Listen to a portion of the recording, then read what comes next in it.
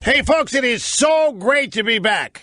I cannot tell you how wonderful it is to be back here with you. Rush Limbaugh and the EIB Network and the Limbaugh Institute all combined here in one harmless, lovable little fuzzball product and presentation. Telephone number 800-282-2882 if you want to be on the program. A little programming note, we will have Vice President Pence on at 20 minutes after the hour. It's 12:06 and a half Eastern Time. We'll be taking our first commercial break a little earlier than usual. The Vice President has a meeting with President Trump that starts promptly at 12:30. Our segment will run from 12:20 to 12:29:15, not counting the 92-second delay that I don't want to confuse you with things, folks, but basically 20 minutes after the hour, Vice President Pence will be here. Things going on in Houston today, over the weekend. We're seeing, in many ways, the absolute best of America. It is a devastating scene. It is incomprehensible to people with all kinds of questions. At the same time, the heroism and the selflessness that is occurring here to rescue people and animals, pets, and so forth is it's just a typically American thing to see. You realize, excuse me, that we do this all over the world. Whenever there are disasters around the world, we are among the first on the scene with resources and human beings, humanity, and so forth, in an incomprehensible effort to save people, to save things, and to restore and rebuild. And this is exactly what's going to happen here in Houston. It's confusing, folks, because everything's been politicized in America to the point that when you have a fast-developing hurricane like this, which just days before it struck was a tropical storm that wasn't being paid much attention at all, and then overnight, the thing just fueled up like crazy, becomes a Category 4 when it strikes. And we have these supposedly unprecedented amounts of rain in a basically stationary system. And people are saying, gee whiz, it's global warming. It's global warming. And don't worry, I'm not going to get off on global warming here. To explain this, you can't avoid it. This is what people are thinking. The media's got stories about this all over the place, asking questions or making statements. Is global warming responsible? And it isn't. There is a meteorological explanation for everything that has happened here that can be made independent of anything global warming or man-made. Global warming, of course, means that man caused this, that our activities, that our progress, that our lifestyles caused this. And we didn't. If we wanted to create 35 or 40 inches of rain over a drought area, we couldn't do it, just as we couldn't here. Yet it happened. And there's curiosity. Why and how? Why is it not moving? Why was it stationary? Where does it get this amount of rain? Where does this rain come from? There are meteorological explanations for all of this. The reason it didn't move is there were high-pressure areas on either side of it. And hurricanes are steered by high and low-pressure areas. And it was just sandwiched. It was just squeezed. It had no place to go, because a hurricane is low pressure and two high pressure centers, both to the east and west, basically had the thing locked. It couldn't go anywhere until one of those two high pressure areas either moves or dissipates, and that is beginning to happen now. I was alerted to our official climatologist's webpage today, Dr. Roy Spencer, University of Alabama at Huntsville. And he's got a great comprehensive explanation for what has happened here meteorologically, whether you want to include global warming or climate change in it or not. And he does this rather well. He doesn't do this in response to specific claims, political claims. He just establishes facts here meteorologically.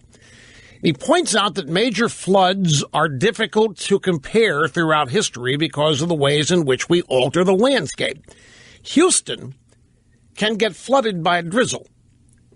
I remember it wasn't, I forget the year, but it was in the summer, and there was a baseball game scheduled, the old Astrodome.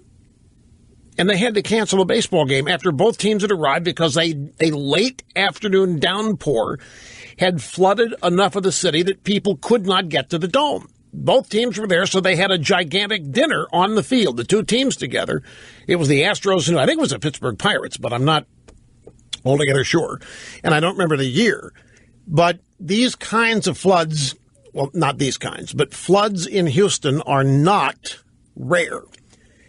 And one of the reasons is the way we alter landscape. Cities like Houston expand over the years. And when that happens, dirt and soil, which soak up rain, are covered up by roads and parking lots and buildings, with water rapidly draining off rather than soaking into. The population of Houston is now 10 times what it was in the 1920s. And the Houston Metroplex area has expanded greatly, and the water drainage is basically in the direction of downtown. No criticism, just the way it's been built. There have been a lot of floods, disastrous floods in Houston, dating back to the mid-1800s, when the population was very low. In December of 1935, a massive flood occurred downtown as the water level height measured at Buffalo Bayou in Houston topped out at 54.4 feet. Now, remember that number. People are being told it's the worst ever. People are being told it's unprecedented. It isn't true. And again, this is not to lessen the damage, not to lessen the impact, because it's a disaster. Once again, we're simply trying to keep things in perspective and do what we do best here, and that's check the out-of-control, disaster, chaos-oriented media. In December of 1935, massive flood, downtown Houston, water level height at Buffalo Bayou, topped out at 54.4 feet. They have a picture of it here at Dr. Spencer's website. Looks just like what you're seeing today, except the buildings are older. By way of comparison, as of 6:30 this morning, the water level in the very same location as the flood of 1935 is at 38 feet. 16 feet lower than the flood in 1935. Now, the water is going to continue to rise. The 38 feet is not final, but the point is the flooding has been much higher and much greater, but Houston has changed in those years as well. Now, are the rainfall amounts, are these totals unprecedented? The question's hard to answer, but I remember Dr. Spencer was on this program once years ago. He had called, and it was during particularly inclement weather. I don't remember if it was a hurricane or a series of tornadoes or weather. I asked him a question based on an instinct. I said, Dr. Spencer, is the amount of water in our ecosystem constant? Meaning, is the amount of water on Earth, in the oceans, in the atmosphere, water vapor, is it constant? He said, yes. In other words, we don't lose water, it just changes location. We don't gain water, we don't produce more. So where did these 40 inches of rain come from? How did it happen?